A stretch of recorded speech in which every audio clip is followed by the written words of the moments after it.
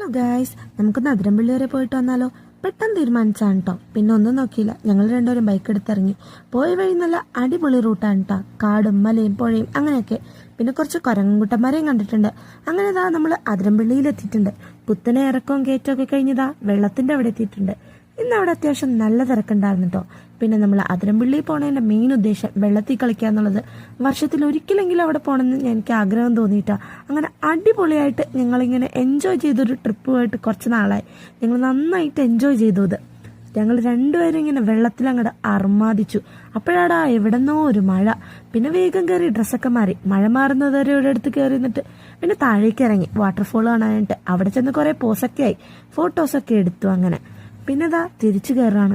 ഇറങ്ങി അത്ര എളുപ്പമല്ല കേട്ടോ കയറാൻ, നല്ല പാടുണ്ടായിരുന്നു. അങ്ങനെ വലിഞ്ഞവിടെ കയറി ദാ പിന്നെ ബൈക്കിന്റെ അടുത്തെത്തി. ഇനി തിരിച്ച് നേരെ വീട്ടിലേക്ക് പോണ വഴിതാ താൽ റെസ്റ്റോറൻറ്റിൽ കയറി ഫുഡും കൂടി കഴിച്ചിട്ട്